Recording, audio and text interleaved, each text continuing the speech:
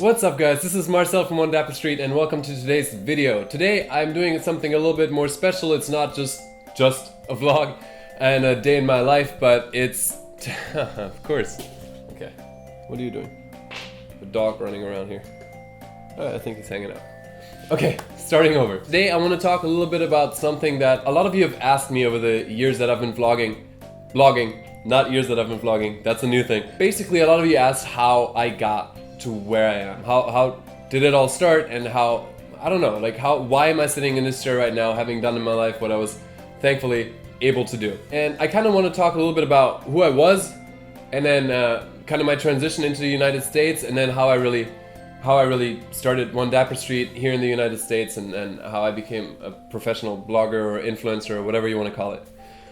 Okay, so taking it way back, I was a very insecure kid. I mean, I know all of us have insecurities, especially when you're in your teenage years. I think everybody's insecure. I know I was. I had a lot of trouble with self-confidence, and I had a lot of trouble, I don't know, just being friends with people. I was very, very preoccupied with being liked by everybody.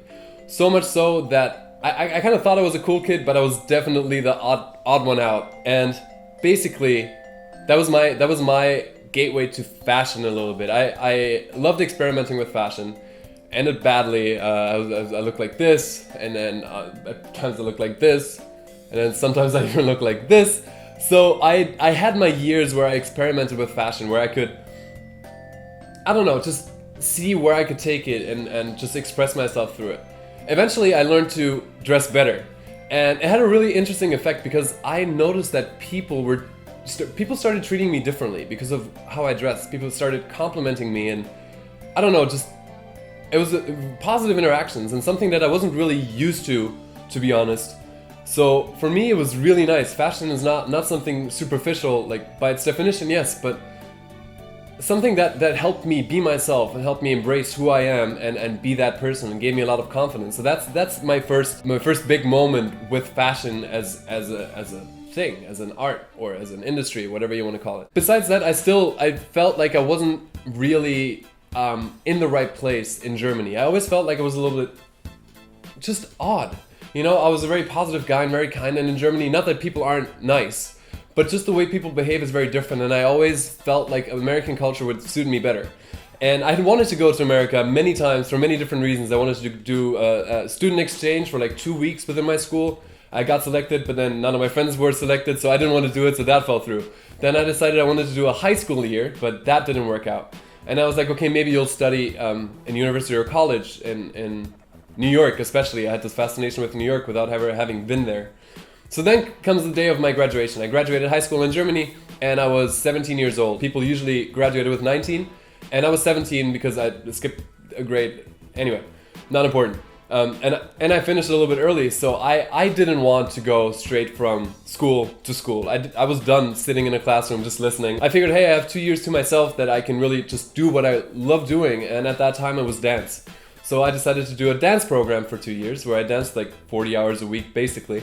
And during that dance program, I went to New York the first time with my best friend at the time, and still one of my best friends, Milan Kwaim. You saw him recently in a vlog actually. I'm gonna put his link one more time right here. And in those 3 weeks that we were here, we were supposed to take classes to train for dance because it was 1 year into my program, had another year to go. I was supposed to develop professionally. And we took one class in 3 weeks, one class. The rest of the time we spent falling in love with the city, and I knew that dance wasn't gonna be my thing forever. I knew that dance would, I don't know, I knew that dance would be a part of me, but not my profession. I wanted to use my head more.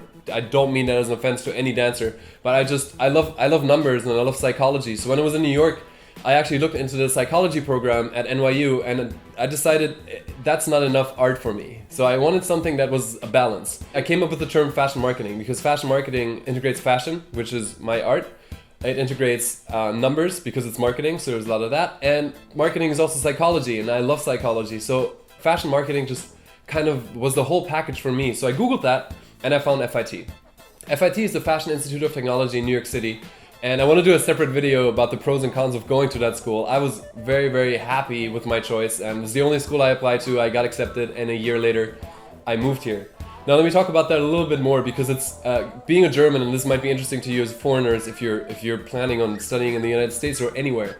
It was so hard. I had to figure out so many things. It has been done so many times. You'd think the resources, online especially, would be abundant, but that wasn't the case. I feel like I was on the phone with FIT several times, one-on-one. Like, I had to download this app where you can talk internationally like for cheaper, just so I wouldn't waste my money, because I didn't have a lot of money. And trying to figure all of that out, it was a long process, but in the end it was worth it, and I got accepted and I moved here.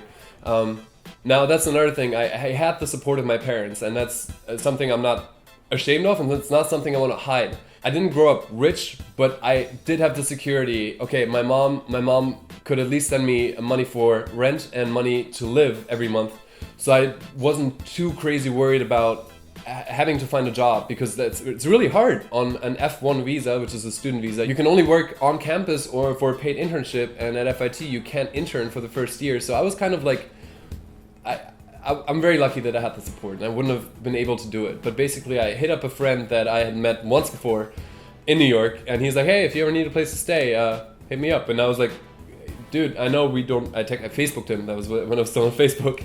I hit him up and I'm like, yo, I know we don't really know each other that well, but you seem cool and you offered this, so can I crash with you? And it was awesome. He was like, yeah, of course, come through. And I stayed in Jersey City, actually, for the first month that I was here in the United States, and he let me stay with him for free. It was a great experience. He was a great guy. I'm very thankful to him. And then eventually I found my own apartment. So then I got settled into New York. I was at FIT, I was doing great. I was taking a lot of credits. I was interning as soon as I could. I worked on campus as a computer lab monitor. It wasn't the most challenging job, but hey, it helped me pay, and it helped alleviate the cost for my mom a little bit, and it was great for me. I didn't want to feel like I'm just relying on what my mom can give me. I wanted to help as much as I could. So yeah, then I interned. My first internship was at Marc Jacobs, which was awesome, because I always had the dream of walking into a retail store and just grabbing whatever you want and not having to pay for it. That was like the first time that really happened for me at Marc Jacobs. I worked in the wholesale department, and I was able to get some samples that they were done using, and I could just get some really dope stuff for free just to wear, and it was great. It was a great experience, a great environment. I learned a lot, and I had some awesome clothes. Right around that time is when I started, when I decided to start my blog. I actually had started my blog a little bit earlier, but that's when I really dove into it. I started my blog because one semester I didn't have an internship, and I didn't have that job at the lab anymore, and I wasn't taking a lot of credits, so I had a lot of free time on my hands. So I was like, I can't do that. I'm not a workaholic per se. I know when to take my breaks. But I wanted to do something with the time that I had, and I was very inspired. And that's when I met my ex-girlfriend Lisa, who had a blog already, and she taught me a lot about photography.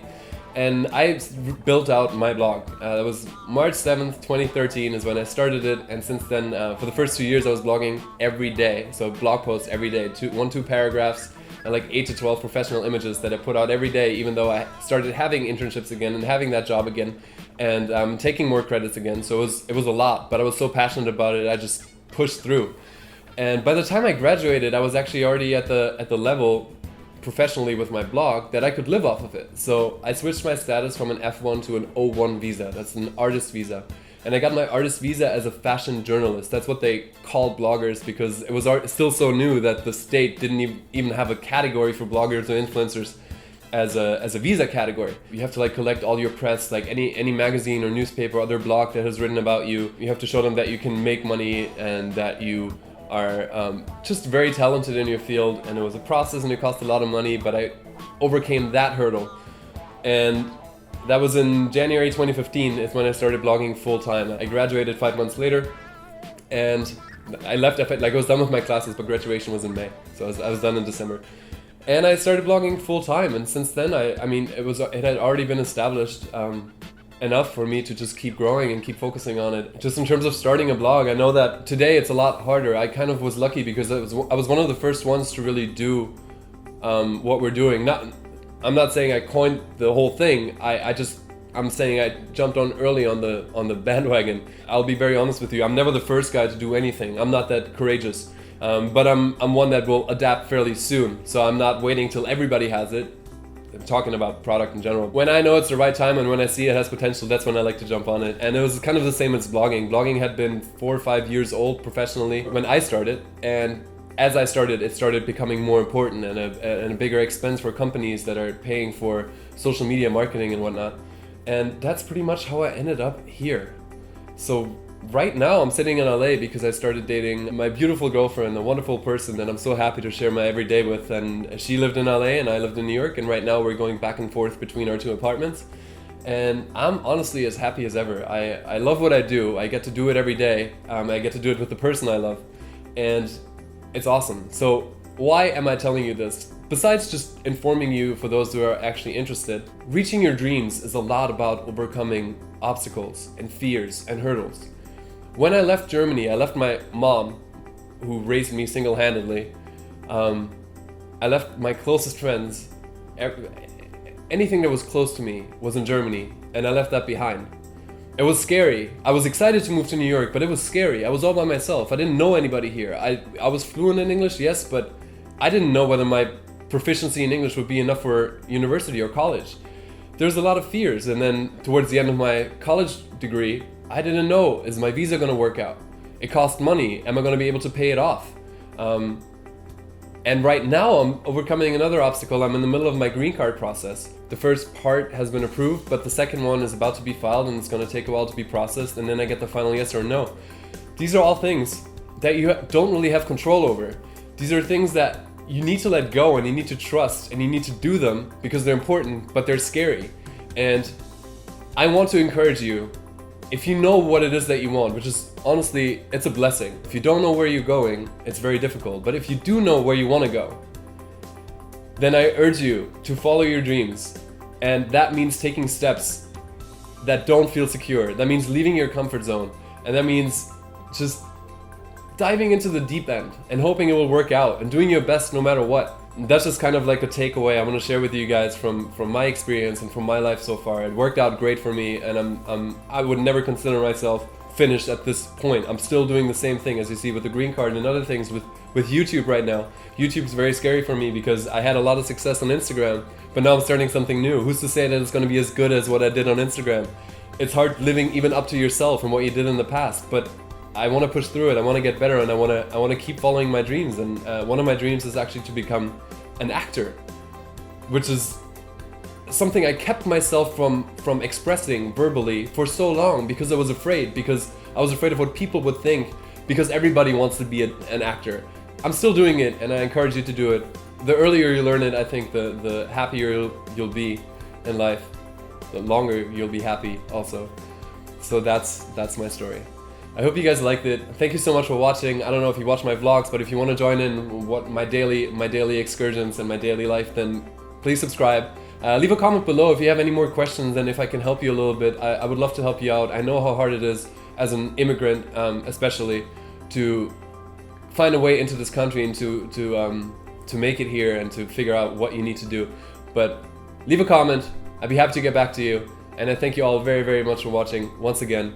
I'll see you tomorrow with the next video. Bye.